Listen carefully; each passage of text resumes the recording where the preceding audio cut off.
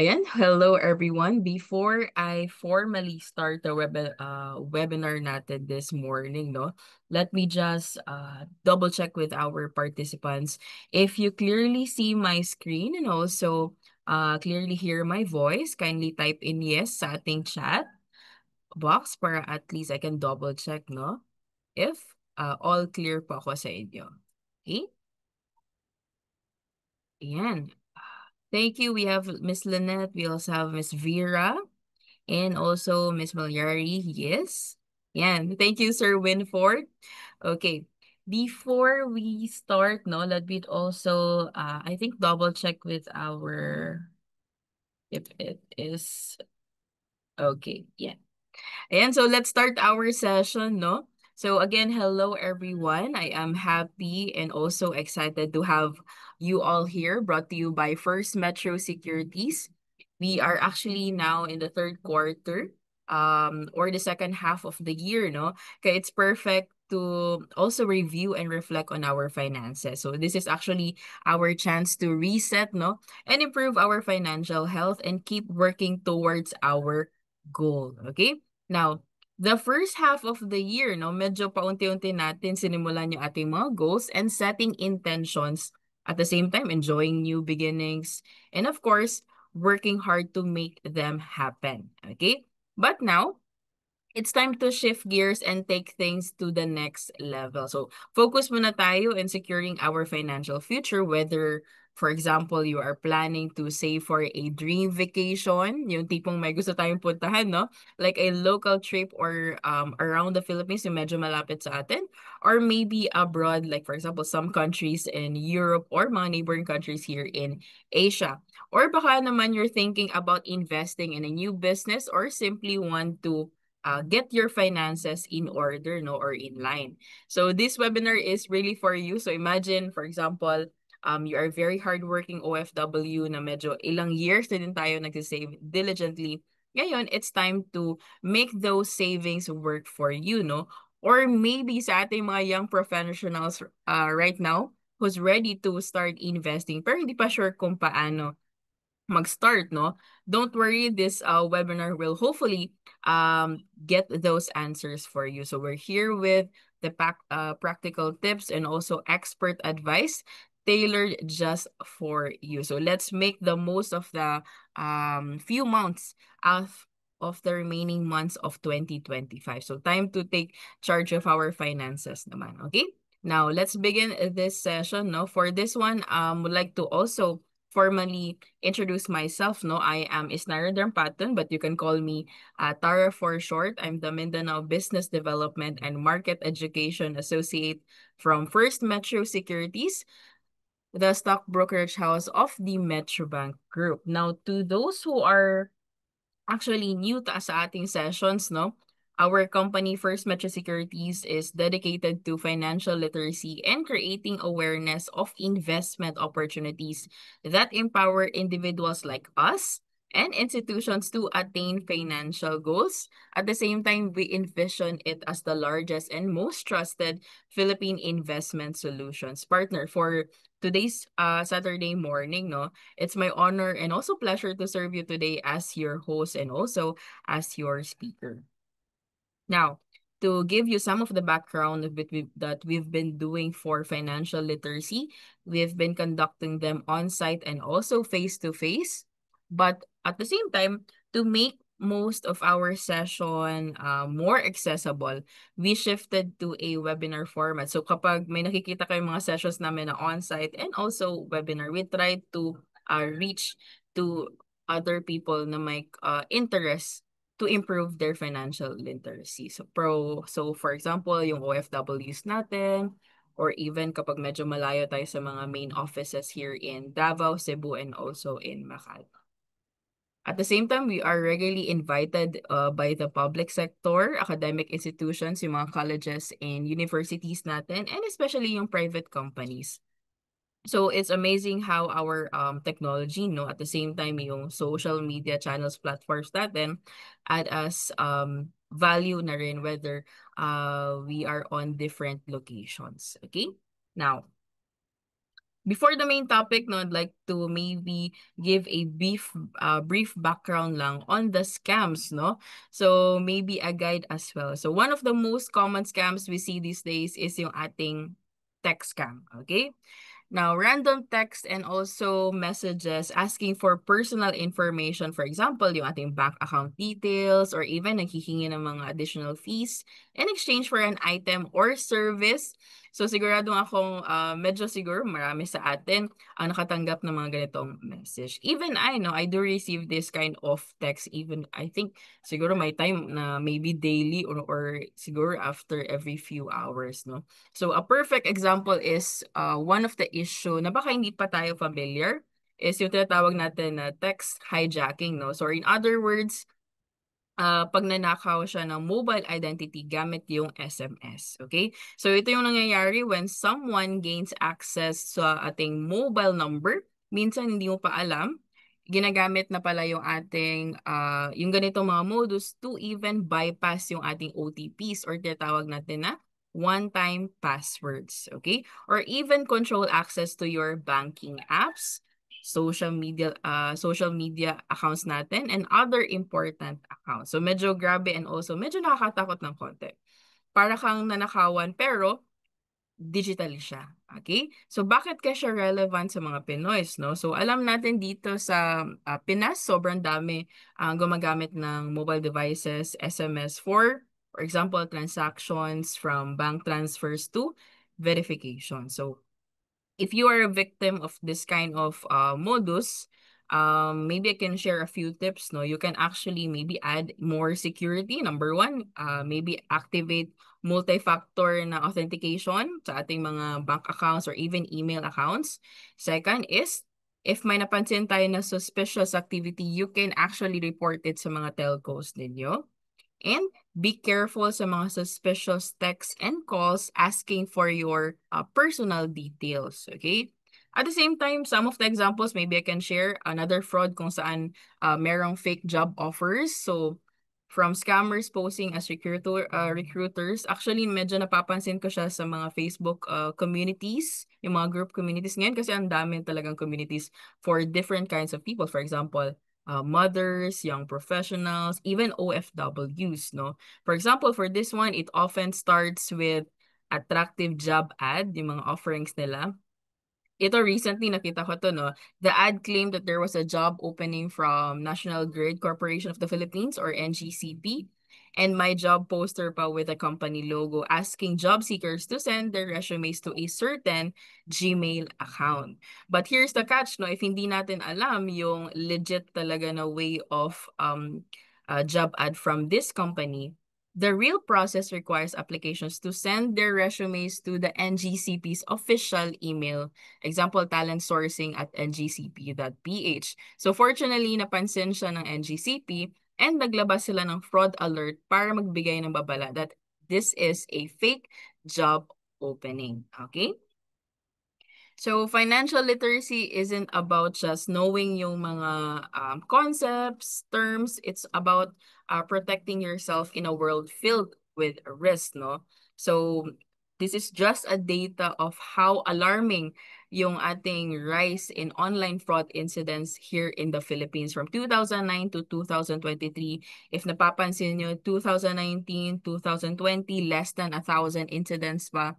And then, shockingly, 2022, nakailang folds na siya, amounting to 7,208 incidents.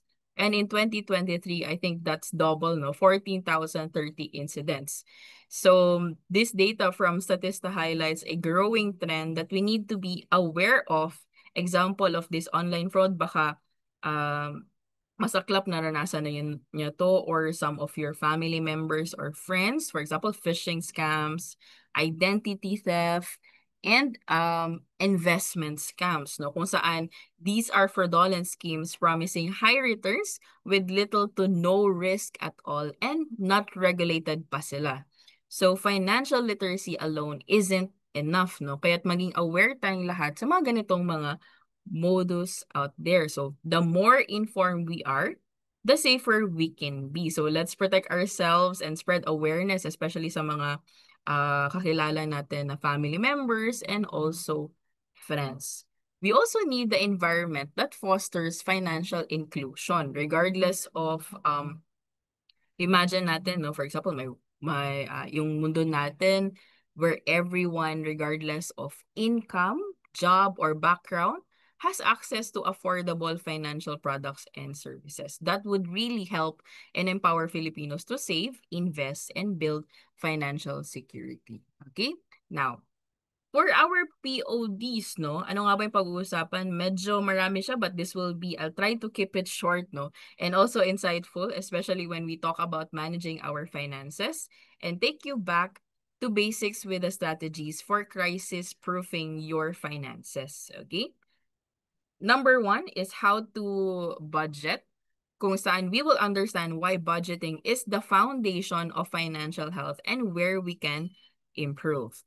Second one is how to improve cash flow, kung saan I will help you ensure that you have enough money to cover your finances, no, your expenses, and save for the future needs through cash flow management.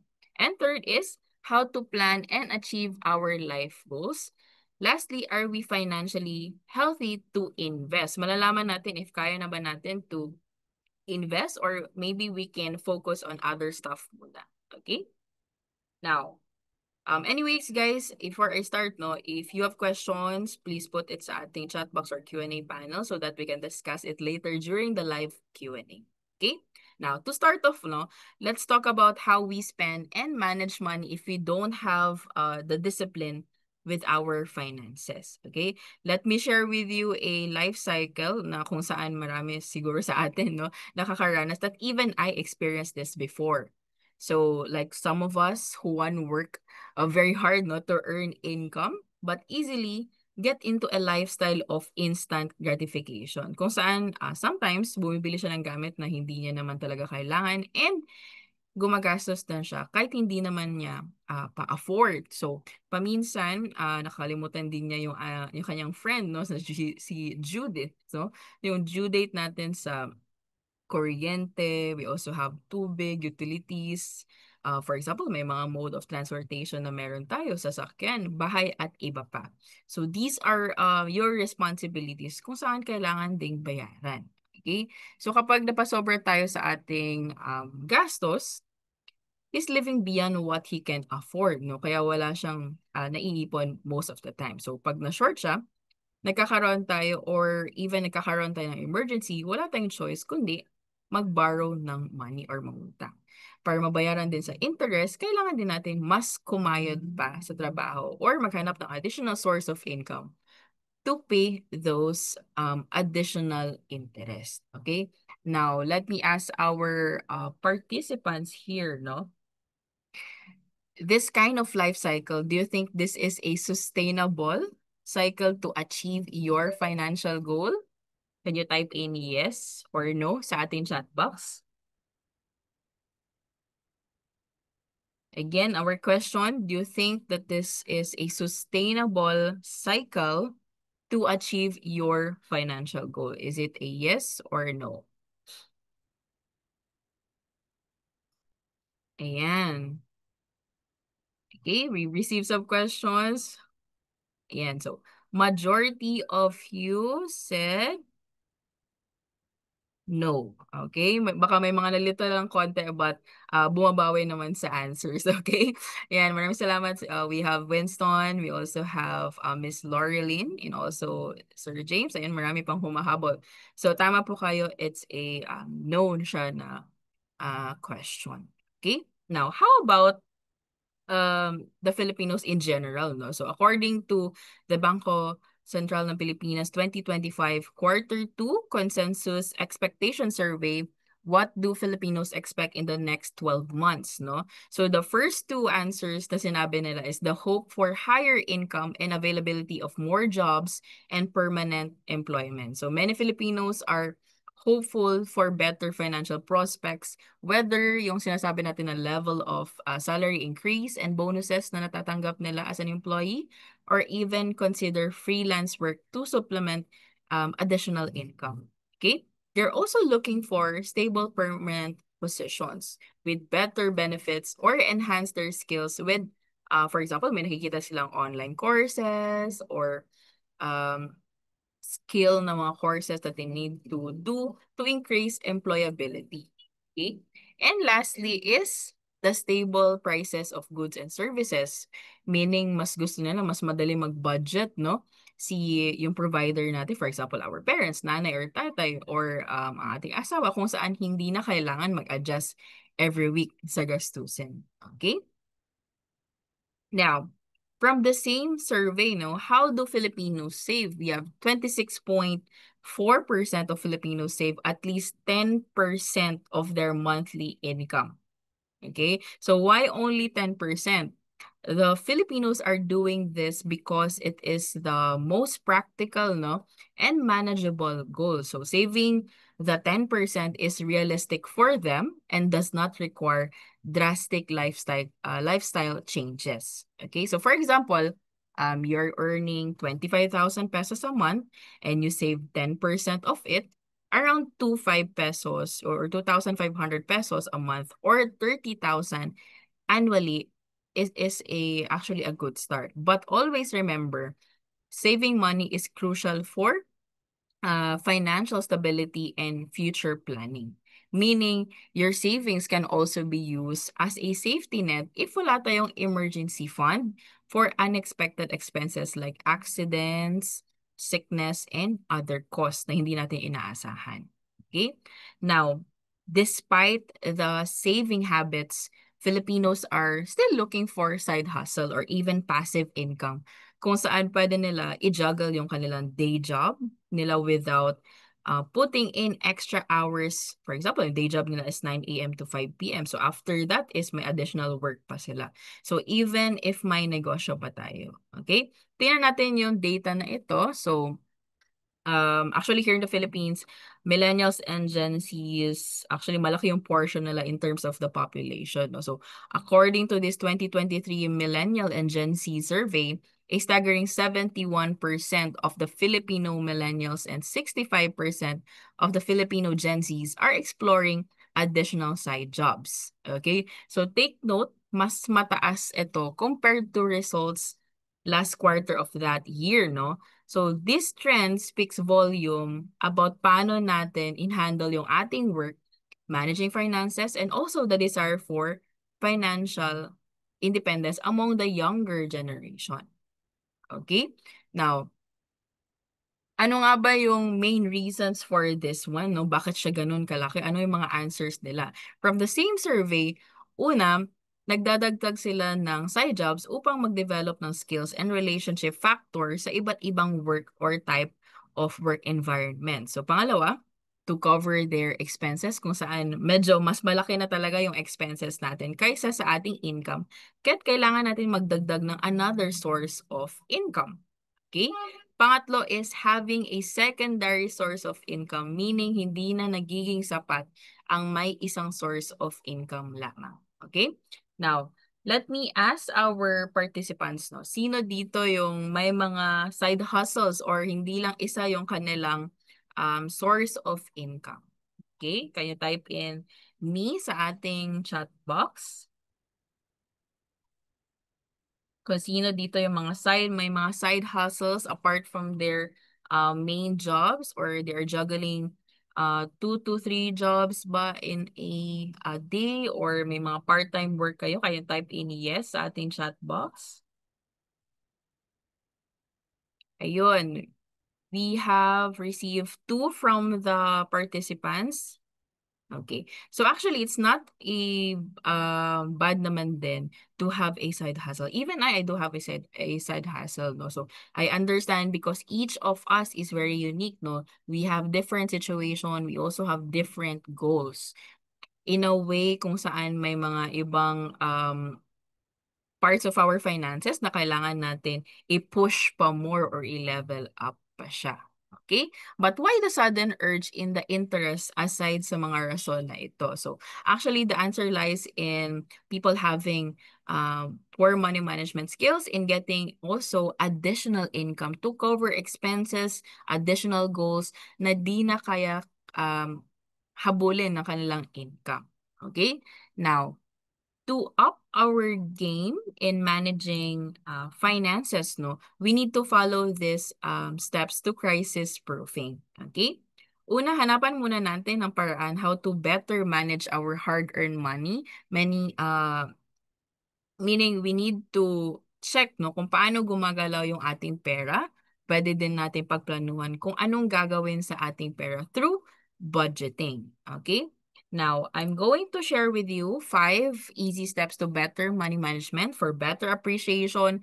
Let's do this as an exercise. Okay? So, you can get any writing material that you are comfortable with, any papel ba or ballpen or pencil, or can take notes sa ating mga phones or any mobile device, and walk with me through these easy steps. Okay? Yan. Step number 1, very easy. Determine your take-home pay. Madali lang to sa atin because alam natin ano yung expected sahod na matatanggap natin. For example, let's set this as 30,000 para mas madali natin makompute. Pero ano nga ba yung usually na ginagawa natin pagdating ng ating income? Okay? Most of the time, ang una natin naiisip ay kung saan natin pwede i-spend or gastusin. So, paminsan nga hindi pa dumadating yung ating sahod, alam na natin kung ano-ano yung mga bibilhin, okay? Minsan kasi advance mag-isip yung mga Pinoy. So tapos sasabihin natin sa ating sarili na kung ano yung matitira, yun ang ating ipon. Okay? Ang tanong is, may natitira ba usually, no? Can you type in sa ating chat box kung may naiiwan ba if ile-less na natin yung expenses sa ating income? Is it meron ba or wala or negative na? Okay? Ayan. So usually for this one, from our different sessions, sabi nila usually negative or minsan wala, no? So inclined kasi tayo sometimes to gumastos kahit baka yun lang yung ating alam natin for now. Masarap din talaga actually ang pakiramdam to actually spend your hard-earned money. But dapat natin ma-realize, no, that our expense is another person's income. Okay, so ginagawa natin ngayon, we prioritize the income of others through our expenses before saving for ourselves and our future. Okay, so first step natin is to pay ourselves first. So from our hard-earned income, unahin natin, no, itabi yung ating savings. So kung ano yung matitira, yun lang yung gagamitin natin pang gastos or pang expense. Okay? Meron talaga tayong maiipon in this kind of way, and this has helped us live below our needs. Okay? Yan. Second tip as well is it's not about how much money you earn, but how much money you save. So paminsan-minsan lang din hindi tayo nakakapag-ipon dahil sa level ng sahod, but to some degree may advantage din yung malaki ang sahod. Pero if you think of that, no, anhin natin kung hindi ka naman nag-iipon tapos malaki yung sweldo mo, hindi din talaga mataas yung maiipon mo in that kind of lifestyle because mataas din yung bills mo, mataas din yung expenses mo, you don't control your yung transactions mo, so in time hindi ka din makakaipon. So it really goes to the discipline or the plan na ifa-follow natin through our budgeting. Okay? Ngayon, you might be asking these questions, no? Ilang porsyento ba ng sahod or income ang magandang iipon? Okay? Ano ang mga techniques to live below our needs? Yeah. So step 2 is to apply 50-30-20 budgeting. So for this one, maybe some of you or majority of you have heard this method. Usually, this is one of the most common na percentage of a budgeting. Okay? But this is a way for you guys na at least to get to know how to budget, and then from there, you get to tweak kung ilang percentage ang gusto mo. Okay? So, bago pa dumating ang sahod, pwede natin pagplanuhan kung ano ang gagawin. For this kind of way, suggested allocation ay 50% for needs, 30% for wants, tapos 20% is to save and invest. For example, yung 30,000 natin na take-home pay, 6,000 pesos will be for savings and investments. We also have 15,000 for needs and 9,000 for the wants. Okay, so as you can see here, budgeting, the method is telling your money where to go instead of wondering where it went, no? Saan ba napunta yung ating pera? Okay? Now, remember, budgeting is personal, kaya pwede natin baguhin yung suggestion based on our personal circumstances. Now, for example, if you are a person, if you want to give back some of your blessings, you can set aside a portion for maybe charity or donation. If you think it will be a good way to invest more for your future, you can increase your budget for investments. Okay? If you want to minimize naman your expenses, you can set aside more for your needs than also your wants. Okay? So again, it is also flexible, so do not stress yourself if may mga panahon na things won't go as planned, no? Now, pagdating ng ating sahod, we move to the step number 3, no? To put allocated money in separate envelopes or bank accounts. Ang advantage nito is physically separated ang pera. For example, kung bibili ka ng groceries, no, you take that amount out sa ating needs envelope. Malalaman mo rin if you're still within a budget or if may naiiwan pa ba dyan sa iyong portion. Let's say, gusto mo, for example, another clothing or wardrobe, and may natipuhan ka na, for example, t-shirt, dress ba yan, or kahit even medyas, no? For example, worth 2,000 pesos yung dress mo, if may enough pera ka pa sa once, then you can buy it. Okay? Actually, this kind of physical na envelopes, I still see na may mga ganitong methods out there. Usually, mga vlogs about mothers, yung meron silang all-in-one na envelopes that they can usually flip, no? If may mga pera pa bang naiiwan, ganun. So, it goes to different kind of situation and different methods that work for them. So you can tweak it, you can find other ways na mas better po sa inyo. Okay? So as you can see here, a budget isn't about restricting what you can spend. It actually gives you a permission to spend without guilt or regret. Okay? Now, this step might sound easy to execute, but if you're like me, no, who often forgets stuff, makakalimutin, no, it will be challenging to maintain discipline consistently. So save yourself time and effort by automating this process. You can actually easily schedule recurring fund transfer transactions using your online banking facilities. Okay, so yung mga, I think majority of us, no, is may mga online banking siguro, or even mga e-wallet na may mga ganitong feature na may pwede tayong mag-schedule ng transactions or schedule ng fund transfer. You can simply instruct your bank to transfer desired budget to different accounts for a specific purpose. Okay, maybe, for example, yung isang wallet mo for needs lang. Yung isang e-wallet mo for yung groceries mo. For example, yung isang bank mo for only emergency lang, or isa bang maybe isa pang bank account for once lang. Okay? Now, automating this process ensures that you won't forget it. Okay? May mga budget talaga tayong pumapasok doon ng mga portions. And also ensures you that you won't forget it. At the same time, this encourages disciplined budgeting and makes the experience hassle-free. Meaning, hindi mo na makalimutan, di nasasakit yung ulo mo every time magbabudget ka. Okay? So, habang gumagastos ka, let's do the step number 4. Track your expenses to check for leaks. Pwede natin to gawin manually by writing on a logbook, or for example, mag-download kayo ng any expense tracker mobile apps. Ang dami ngayon sa Play Store natin that you can check. So personally, actually for me, I've been using a Excel app sa aking phone that I usually check.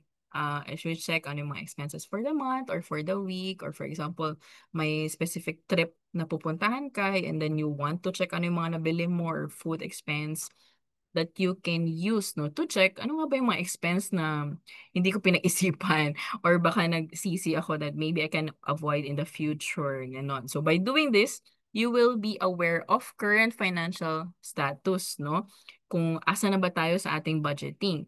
Malalaman nyo din to kung saan ginagastos yung pera. Makikita nyo kung saan pwede mag-adjust, no? Para maiwasan ang sumobra sa allocated budget. Okay? Remember, beware of little expenses because a small leak can sink a great ship. Okay? Kahit gaano pa yan kalaki, pero kapag may konting butas na papasok yung tubig, slowly, nababaon din yung barko or yung malaking ship. Okay? Malalaman mo rin dito kung may sobra pa ka pa for the period or for the month. Okay? So this brings us to the step number 5 is to save and invest the difference. Okay? Kung may sobra ka for the period, idadagdag mo sa savings and investment kaysa gastusin mo siya para mas madali lang ang pag-achieve ng iyong financial goals. Okay? So again, for the better money management, here is the recap. No, you can take a screenshot for this for future reference. Determine your take-home pay, yung income natin. Second one is to apply the 50-30-20 rule of thumb. Depende sa inyo if you can tweak the percentages. Third is put allocated money in separate envelopes or automate them sa ating banking apps. We also have track expenses to check for leaks. Ano nga ba yung mga expenses natin? Number 5 is save and invest the difference if meron pong sobra. Okay? Now, let me ask our participants. Please chat, how many of these steps are you doing right now? Okay, is it 1, 2, 3 ka pa lang or all of the 5 steps ba? Me check if may... Ayan, so I have here, we have, nice, nagawa niya yung all 5. We also have 1, 2, and 4. Okay, so at least you know these steps, no? And again, sabi ko sa inyo, you can tweak this percentage sa ating budgeting. Okay? Para mag-align siya sa iyong financial situation. Okay? Ayan. So this goes to the second part of our session. No? Actually, yung first part ng ating session ay more on managing our finances, kung saan i-discuss natin kung paano mag-manage yung cash flow, budget like a boss, kung saan nagiging in control tayo sa ating income and also expenses. So ano nga ba yung last topic na pag-uusapan natin is una, paano natin mapoprotektahan ng ating sarili kasama ang ating mga loved ones para sa iba't ibang situations na pwede mawala agad yung ating pinag-ipunang pera, no? Pangalawa is alam natin ano nga ba yung iba't ibang paraan para mag-grow ang ating pera para kasama sa pag-ingat laban sa mga scams and also manloloko. Okay? Now, pag-usapan natin, no, ano nga ba yung epekto ng COVID-19 pandemic at kung paano ito nagbigay diin sa mga hindi inaasahang pangyayari sa buhay and also yung mga business owners. Okay? Naging handa ba tayo during the COVID-19? I think majority of us is hindi. Okay? Kahit ako, I was not ready both financially and also emotionally. Pero ano nga ba yung nating effects ng COVID-19 sa mga Filipinos, no? Number one, naintindihan natin yung impact, no? So bago bumago lahat yung ating ways ng ating pamumuhay and pagtatakbo ng ating negosyo, natutunan natin na ang mundo ay pwedeng magbago ng mabilis, no? Second one is marami tayong natutunan sa experience. Nag-adapt tayo, gumamit tayo ng, for example, more on digital services, social media na paraan para makapagbenta at makipag-communicate sa mga potential clients. Pangatlo is natutunan natin maghanda for uncertainties. Mahalaga talaga ang magkaroon ng plan B, plan C, plan D, no? Kung sakaling may di inaasahang pangyayari. Makatulong din ang pagkakaroon ng iba't ibang sources of income. Okay, so lastly, community and support. Nakita natin kung gaano ka-importante ang suportahan ng isa't isa, gaya ng, for example, help from family members, mga co-business owners natin, kaibigan, and even yung mga katrabaho natin, and even support from the government agencies. Okay? At the same time, yung kahalagahan ng pag-ipon para sa emergency fund, kung saan katumbas ng 3 to 6 months worth of expenses. Okay? So for example, monthly expenses natin is around 10,000 para mas madali natin ma-compute, no? Dapat yung halaga ng ating emergency fund is nasa 30 30,000 to 60,000 pesos. Okay, so bakit nagiging mahalaga ang magkaroon ng emergency fund? Nagiging protection siya ito laban sa hindi inaasahang pangyayari tulad ng for example, nagkasakit and then ma-hospital ka, yung bayad doon sa bills or calamity. So recently, ang daming mga na-report na calamities, baha, sunog, so mga those monies that we can spend to cover those situations, no? And iwasan din natin na mabaon sa utang. Okay? Paano natin masisimulan ang try to save for emergency fund, no? Puwede natin actually, magsimula sa maliit na halaga and itabi ang bahagi ng kita for this purpose only, okay? So, dapat itong hiwalay actually sa, pondo natin for negosyo, pondo for savings, dapat separate siya. Kaya nagiging first step siya ito for future planning. Okay, so again, ang emergency fund ay nagbibigay sa atin ng portion of peace of mind and also security sa future. Ito yung mahalaga para sa ating mga family and also kapag may mga business as well tayo. Okay? Ayan, so next up, again, another important part is the insurance coverage. No? So it's not just about protection, it's about securing your future and your financial stability as well. So ano nga ba yung halaga na dapat kunin for insurance coverage? Okay? So again, I'm just sharing with you those are the rule of thumbs, but you can tweak it depending on your financial situation. Okay, now yung ating insurance coverage dapat nasa range ng 3 to 4 times your gross annual income. Okay? So, for example, your gross annual income is maybe 250,000 pesos. So, yung coverage natin is dapat nasa 750,000 to 1 million pesos. Okay? Again, nothing is permanent and anything can happen. Okay? Kaya't maaaring magbago yung kita, ang income natin, baka pwede mag-change in a few years. Di natin alam kung tataas ba or bababa. It really depends on you how you want your income to grow kung gusto mong mag-add ng additional income ba. Kaya't mas wise na taasan natin yung ating coverage hanggang 10 to 15 times ng iyong gross annual income.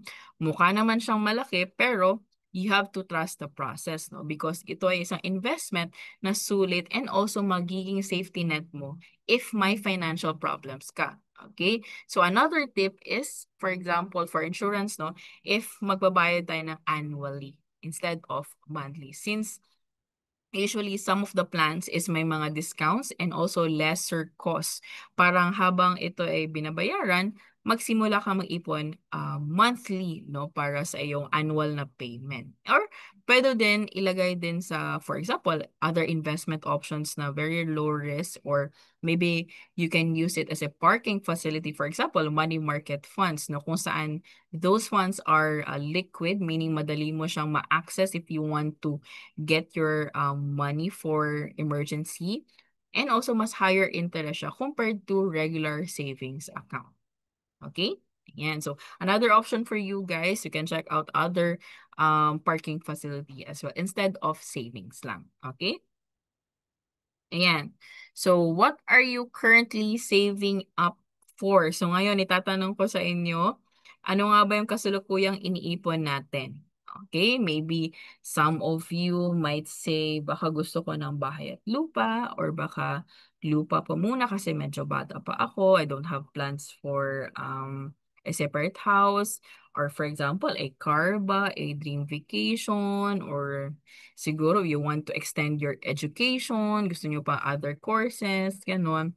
If you want to boost your finances, mahalaga na malinaw yung ating purpose when saving or growing your money. So una, let's ask ourselves, no?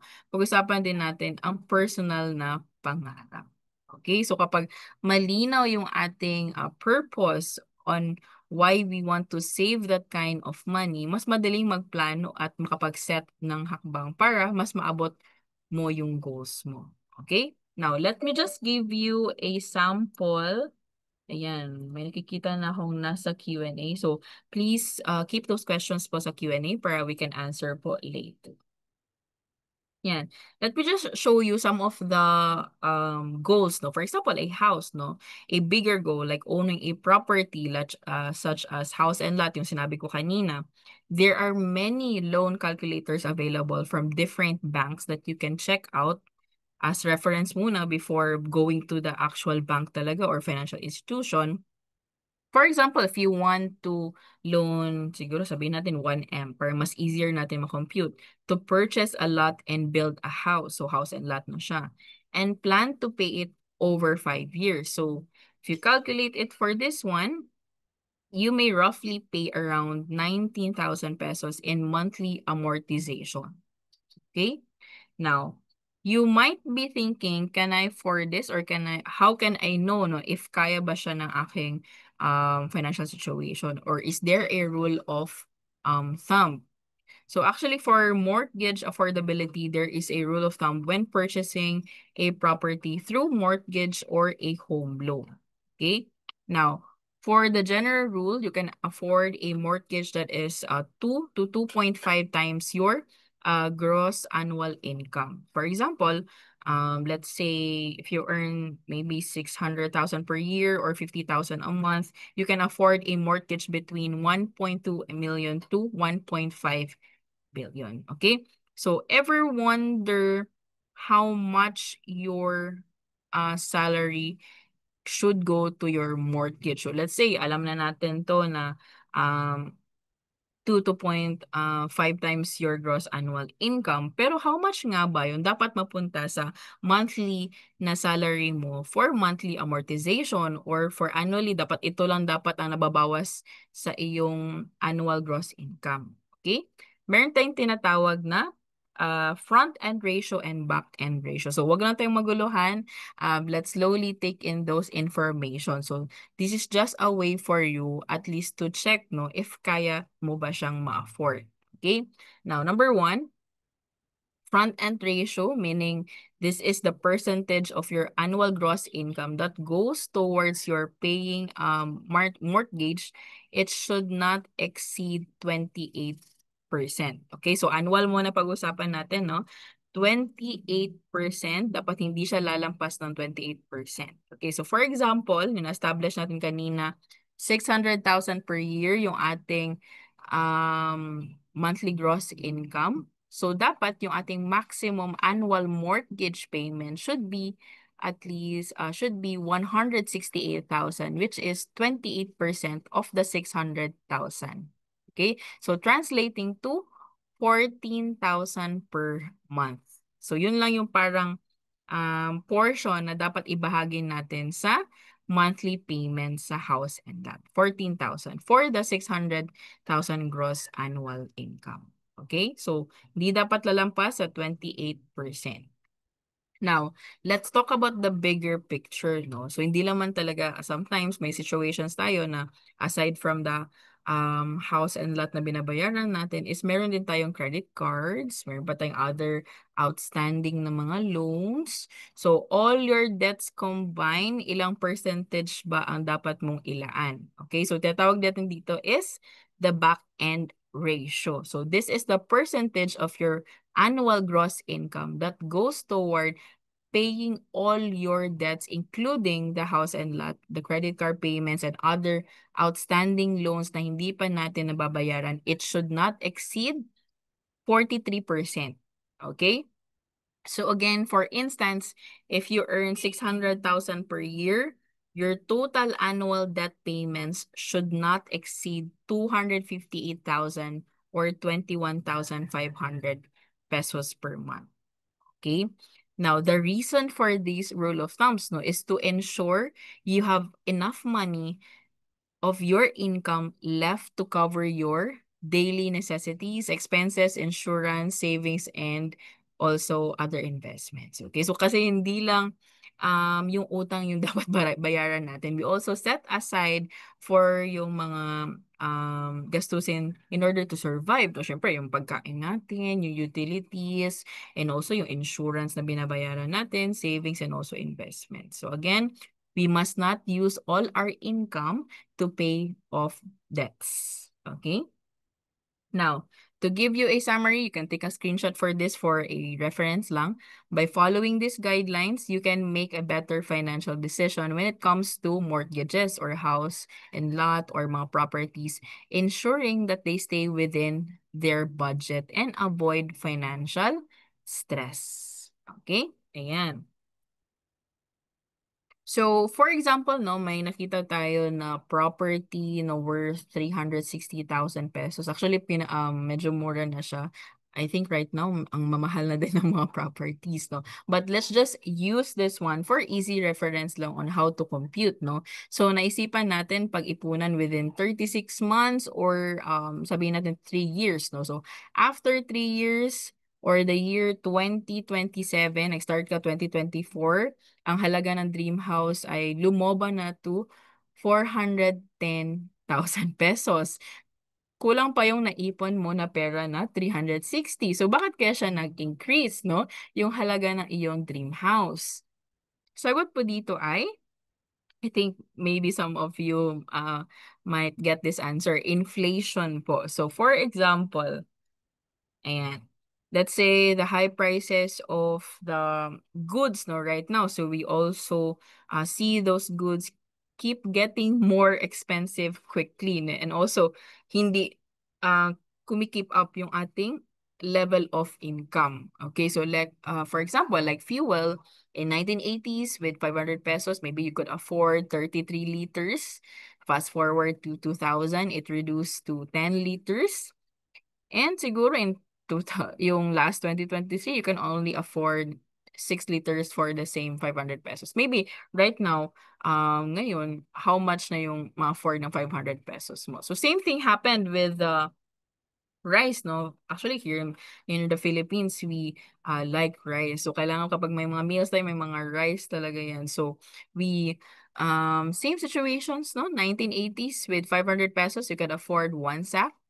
Fast forward to 2000, it reduced to half sack na lang, ilang kilos na lang kaya yun. And in 2023, you can only afford 9 kilos for the same 500 pesos. Okay? So inflation is the gradual loss of purchasing power reflected in the broad rise in prices for the goods and services over time. So if groceries and other items keep getting more expensive, our income does not increase accordingly then we often rely on loans and borrowing money. Okay, so eventually, mas masakla pa, some people can't live without debts, no? So may mga ganun talagang realities. Okay? Now, another example of inflation kung paano siya gumagana. For example, 1,000 pesos noong 2009 hanggang 1,608 pesos noong 2023. So, kaya kung hindi mo ito ginagamit yung ating pera, no, or nasa baol lang talaga siya, hindi natin ini-invest to grow, bumababa talaga yung halaga ng ating money paglipas ng panahon. Kaya ito ay nagpapakita kung bakit malaga ang mag-plan and also mag-invest upang labanan yung epekto ng inflation and mapanatili ang halaga ng iyong pera. Okay? So, yung quote natin, dadagdagan natin, no? It's not about how much money you earn, but how much money you save and how you make it grow. Okay? So, hindi lang sa kung gaano karaming pera ang kinikita, kundi sa kung gaano karaming pera ang iniipon at pinapalago. Dito nakasalalay actually yung financial stability and success ng iyong, for example, may negosyo din tayo. Okay? Now, actually, we have few slides, but I'll try to summarize, but at least we have maybe a little time to have a Q&A. So, we are actually done with the protection side, no? Alam na natin yung emergency funds, insurance coverage, yung mga rule of thumb when it comes to properties or mortgages. One important step is to invest, no? Kung saan you can actually create a passive income streams that work for you. Okay, so through investings, you can make your, for example, income or even business profits earn for you without actively na nagtatrabaho. So ito ay pamagitan ng paglagay ng iyong pera para sa mga different investment vehicles that are legit. No? For example, Philippine stocks, mutual funds, real estate, at iba pa. Okay, so in this kind of way, no, habang patuloy kang kumikita mula sa iyong job or even negosyo, mayroon ka rin namang ibang pinagkukunan ng kita na hindi mo kailangan i-manage parate. Okay? Yan. So actually here in First Metro Securities, we are a trading platform kung saan you can actually try out these different investment vehicles. For example, trade in Philippine stock listed companies po sa PSE. We also have real estate investment trusts, mutual funds, UITFs. We also have bonds, yung mga fixed income securities, and of course, exchange traded funds. Okay, so maybe last activity na lang sa ating participants. We have a financial assessment. Very few questions lang. I think less than 10 questions lang. In this kind of way, alam natin if malalaman natin if kaya na ba natin magsimula mag-invest, no? So, meron akong na-prepare na financial assessment. Pwede po tayo maghanda ng paper and ballpen or notes sa phone. Okay? So let me ask our attendees if you are ready. Maybe I can wait siguro 10 seconds so that you can prepare.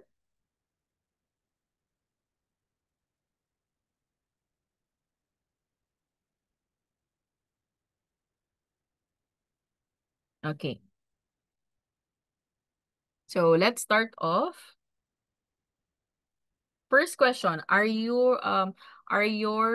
receiving enough income? So sapat pa ba yung income na receive natin from your job or your work or other side hustle? Is it a yes or no?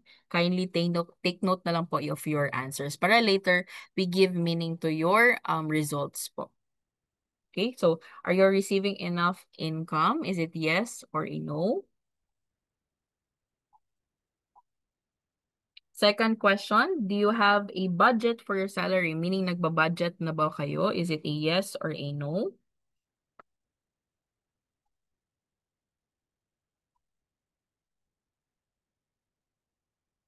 Are you able to track your personal expense? Yes po ito or a no? Okay.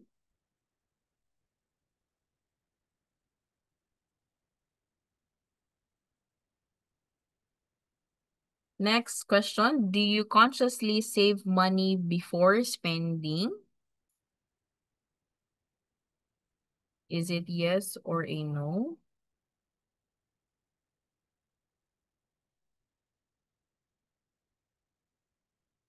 And how much money have you been able to save? So, equivalent ba siya sa less than a month, 1 to 3 months, 3 to 6 months? D is more than 6 months.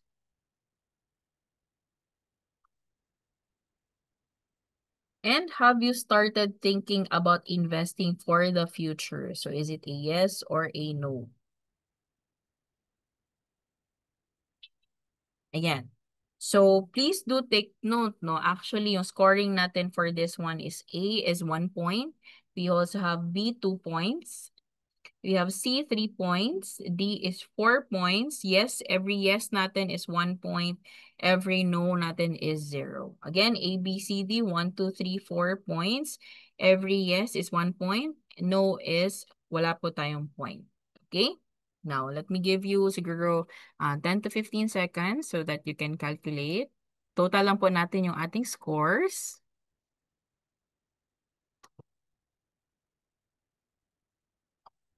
Okay, 5 more seconds.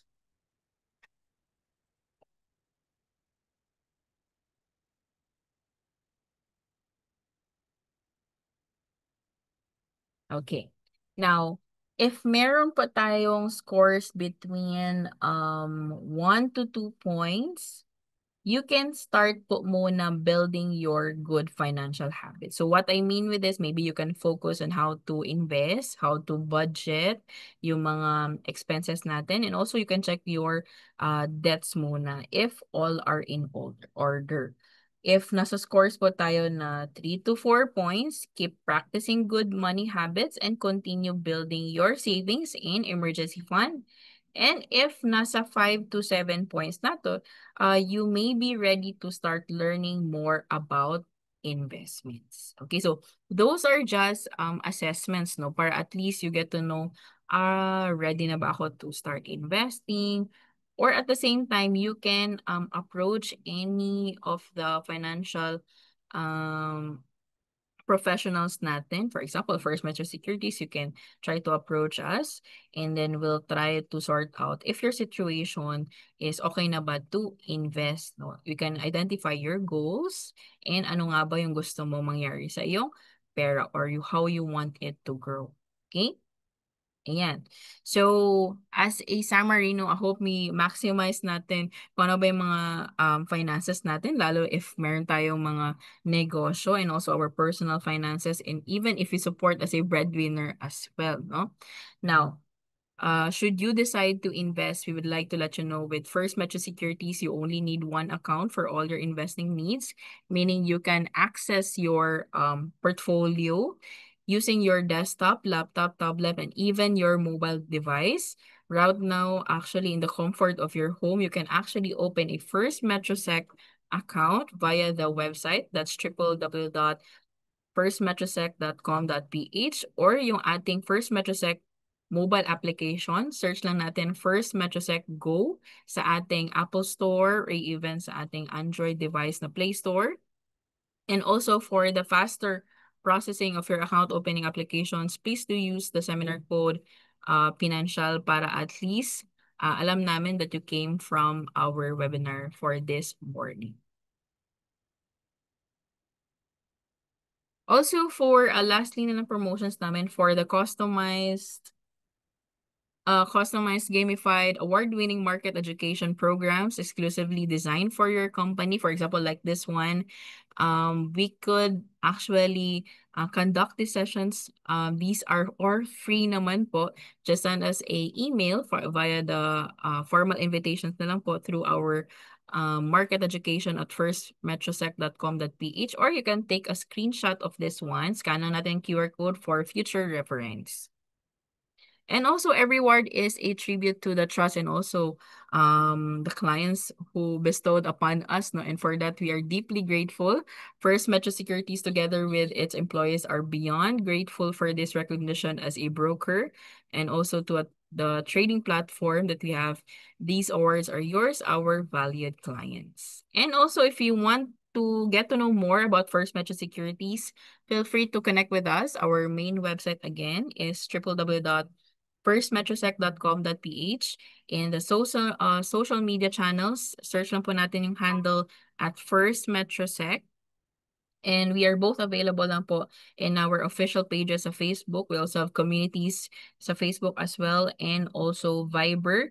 We do have Audible sa ating Spotify for those na may gustong gumawa ng ibang task no, while also listening to market updates or even the Audible version of this one. You can also check out the recorded ones sa ating YouTube channel if hindi natin abutan yung mga live sessions like this. Okay? And also, scan the QR code if you want to get to know more or connected to our social channels.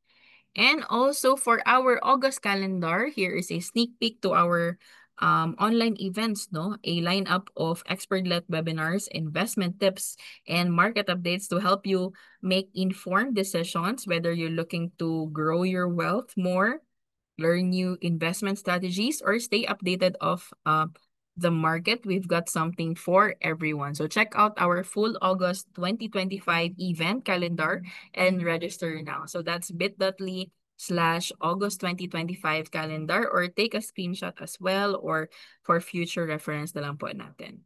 Now, I think I can take siguro 2 minutes lang siguro of the Q&A kasi I think may few lang maybe can answer.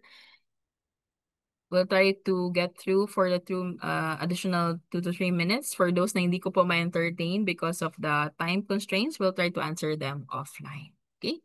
I think we have one siguro. Okay, let me just double check. Okay. So we have one, no, I think regarding sa insurance, hingi lang po ako thoughts or advice ninyo. Okay pa rin po ba ang BUL or preferred pa rin ang term insurance? Actually, for this one, no, both VUL and term insurance have parang meron siyang pros and cons, no? So the best option depends on your financial goal and also current situation. So yung VUL natin is best for those who wants na may insurance plus investment. Okay?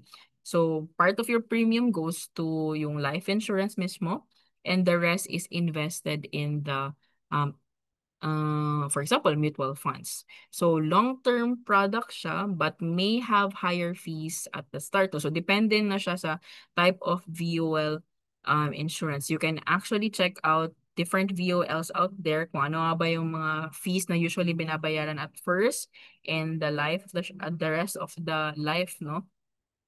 And good if you want to have insurance protection and long-term wealth building in one, yung POL. At the same time, maganda din ang term insurance if you want na no investment component, priority mo yung insurance, much cheaper than the VUL. Ideally, if your priority is high coverage, at the same time, medyo low cost ng konti, you can try actually to you can try to get term insurance, especially for a usually may mga term insurance na for specific period lang, for example while raising a family or paying off a loan. You can invest separately in mutual funds or stocks if may term insurance ka. Okay, so in short, you can choose VUL if you want to build wealth slowly while being protected, or you can choose term insurance if you want to maximize coverage for minimal cost and prefer to invest on your own. But in short, no, I would like siguro generalize kung may gusto mong deeper actually yung guidance, it's better to consult with a licensed talaga na financial advisor to match the plan, no, with your goals. Kasi different naman talaga tayo. We do have different situation, budget, and also pinaka-importante is risk appetite. Okay, so hanggang anong risk lang ang kaya mong i-take. Okay? Ayan. So hopefully, I answered your question, Sir Albert. Okay, I think yan na yung last. Ayan. Okay? Okay, guys. So I think no more questions. So last favor na lang po sa inyo guys that if you can answer po our feedback survey. We also value your feedback. You can share your thoughts and also experiences with us by scanning the QR code that is showing on your screen. No, our chat moderator will also provide the links sa ating chat box. Your input is essential in helping us improve our services and better meet your needs. We appreciate your contribution and look forward to implementing positive changes based on your valuable feedback. Actually, we get to see your feedback din talaga and we try to improve on a regular basis naman din po. So while you are answering the feedback survey, so once again, on behalf of First Metro Securities, I would like to express my deepest gratitude to those who join us on a Saturday morning, no? So we try to keep this on a schedule na may mga weekends din for those people na available lang during Saturdays. And also, it's truly a session well spent with you guys. We sincerely hope that you learned a lot and that these insights and lessons will make your journey not just more secure, but also profitable and enjoyable. Okay, so we hope to see you again in our future learning events because over here at First Metro Securities, we put your future first. So have a great day, everyone, ahead of your weekends. Keep safe. This has been your host and speaker. I'm Tara, and also our chat moderator. We have Hazel here in the Zoom. Okay, this is goodbye, everyone. Thank you po.